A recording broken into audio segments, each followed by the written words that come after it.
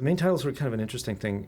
Literally the day I sat down with David to really go through the shot list, he said, okay, main titles, and we started talking about it right from there. And it was a bright idea of his that he had sort of hung on to for years and thought this would look good here.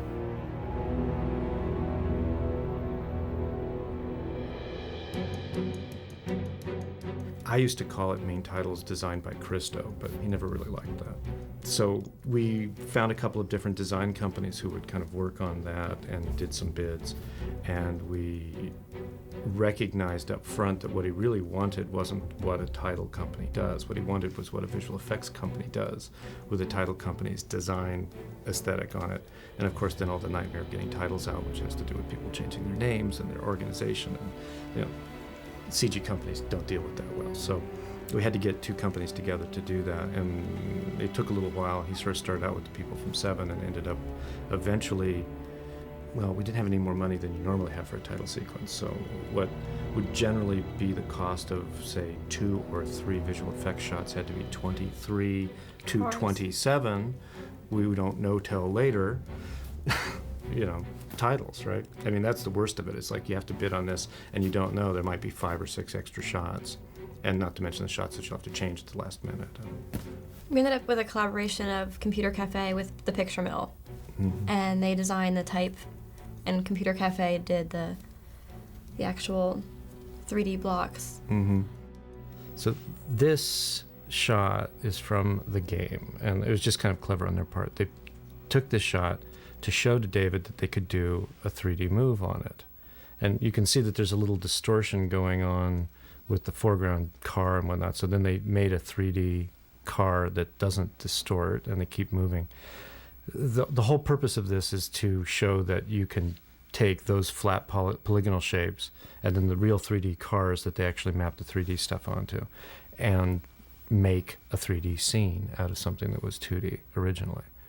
It's a big deal in these scenes. It's a real big deal when you're looking at something where you're on the top of a 40-story building and you want to do a dolly move over about a 60 or 70 foot move that would take you out in the middle of the street, which you can't really do. I mean, even if you could do it, I'm not sure the city would let you, but even if they did, it would be incredibly difficult to pull it off smoothly or anything. And all this was we ran around with 2 crews side by side, and shot live action stuff and still stuff. Now these things that you're looking at right here are concept work that they did to show off of location stills.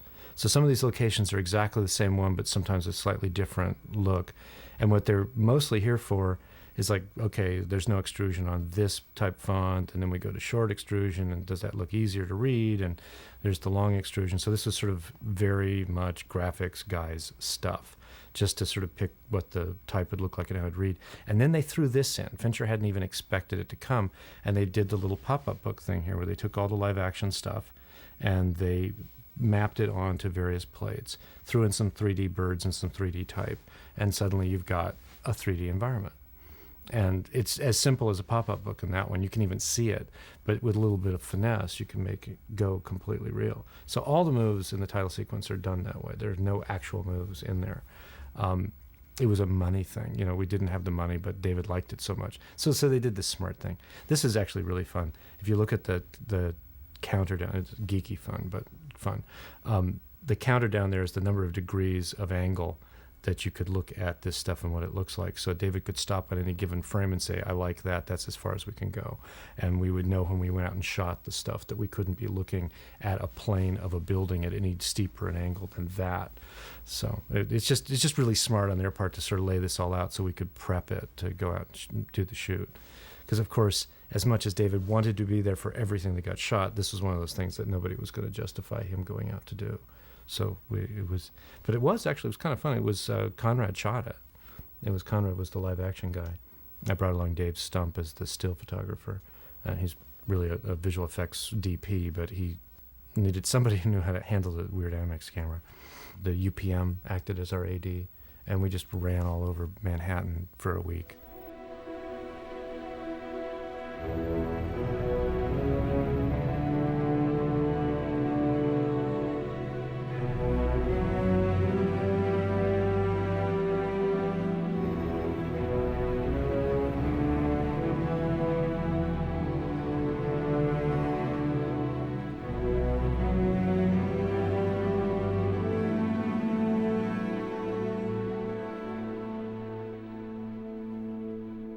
the idea was to get up like 40 stories generally and get a look at the city from sort of penthouse suite kinds of perspective, lower than you can get with helicopter, higher than you can get from street.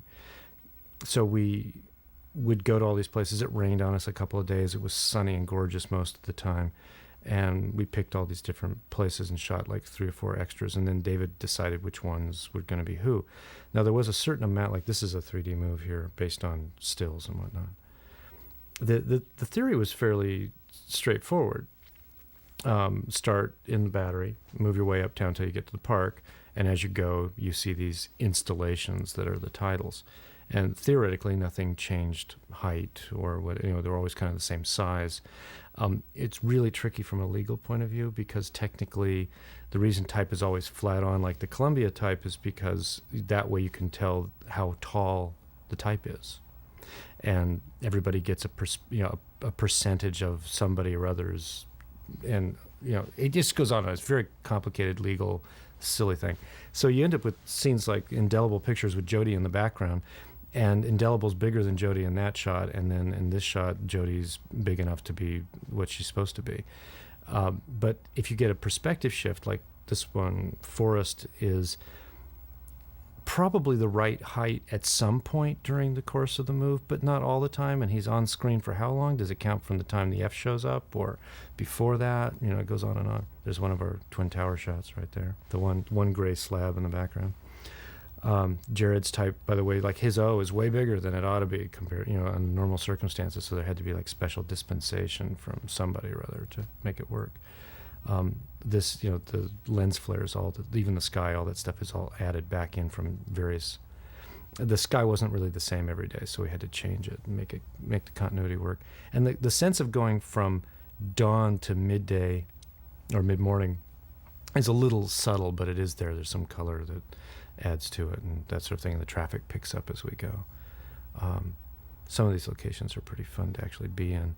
This one was funny. Wren, of course, didn't end up getting a credit. So Wren used to be on the other building, and eventually Columbia said that they wouldn't give an upfront credit to a sound design, so they pushed him into the tail of it. And so we had to move Luray to that other building because that was a better shot than the static one that Luray was on. So last minute, changed everything around to make that work out. This, like Howard's, this is a live action plate, nothing to it. Now here's Arthur's. Arthur's is live action down on the ground, and everything else is CG, made from still pictures. So again, this one's a totally CG shot. If it moves, it's CG, basically. If there's things moving in it, it's probably live action. Now there's some leaves that fly by in David's. Those are the infamous leaf shots.